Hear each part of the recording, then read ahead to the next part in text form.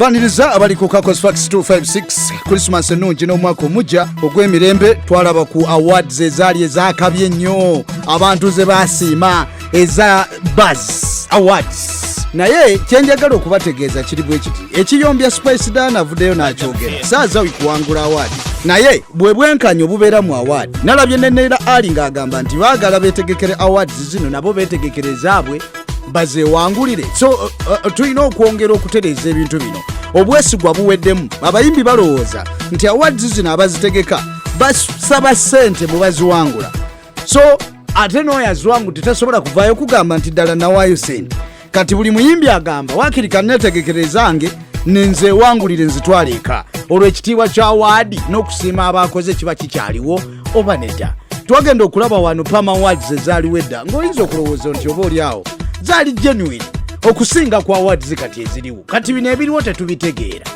nja kunoonya kubamu ku bazitegeka bambuulire bo bakikolanga batya okulaba nga baali bazirinamu obwesige ate n'ekirala ng'abantu baali baziwa ekitiibwa kwegamba ebintu sibitegeere ennaku zino bintu biri awo byakuyita mu lujja onaayombera ono noonayomba ono gubasanze gubagiwa noze Sindi alina awards zeyawangudde nawankubadde anaatera kuzaala naye alina award gye yawangudde award eno gye yawangudde yagiwangudde South Sudan waliwo kolabo gye yakola eno kolabo eyamuwanguza yagikola ne Red Collar bagiyita Muhamba abamuyinza okuba mbadde temugimanyi naye nagenza okulaba nga Best International Collaboration South Sudan nga bamuwadde award n'agiteeka ku Instagram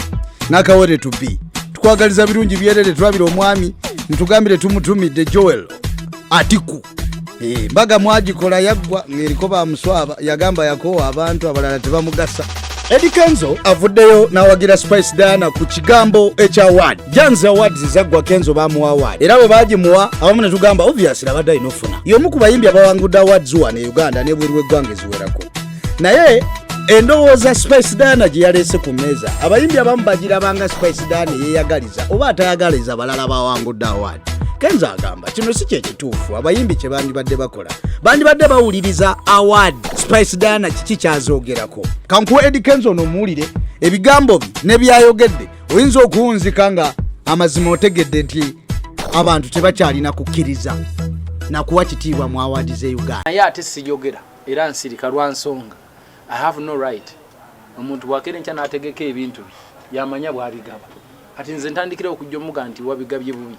muleka n'agenda maaso n'ebintu bye however much siri mu mativu ebintu byaffe byani akumanyi ebintu byaffe bya mwana wani somehow someone omuntu akera ku macha na organizing awards nga ate naye yenyini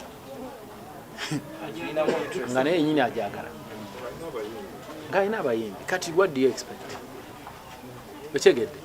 this is business yatandikawo ekintu kyamanyi bwakikola nze bwe ntandikawo n'engamba Big Talent Awards nsoboloziwa abayimbi ba Big Talent obumpakanyako ekibi ekirimu nti tukozesa ekigambo eggwanga ekyo ekisinga okuba ekibi naye nga oli akkirizibwa okukola emirimu gye nga bwagikola but honestly speaking I want to be honest with you abantu baffe balina okusteppinga up bave mu bintu by'okubeera nga batwala ebintu personal don't take things personal ochegedde nze bwe mba nkwedde ku makya nenkunyiiza oba nga siri choice yo nyinza okuba nga siri choice yo si musango gwo nyinza okuba nga byennyimba wallahi tebikolera si kibi I'm not siri choice yo naye genda mu reality eriki kyekiri ku ground ochegera majority egamba ki abangi bagamba ki ogwono gwe mutima gw'eggwanga okutafa naye ebintu by'okweyagaliza ebintu by'okulimba ebintu by'okupretendinga like for example waliwo award ezakavaawo nange bampaayo ba ekikulu si kumpa ekikulu kola mulimu ki mutuufu kuba ze siri mulungi omu why do you need to organize awards in 2 weeks 2 muorganize nze weeks 2 mutaddeyo mugabye like ogoba ki kino ekintu kyaffe tutuule yita bannamawulire kola press conference bweti bakubuuze ku temubuuza bibuuzo namwe muli banku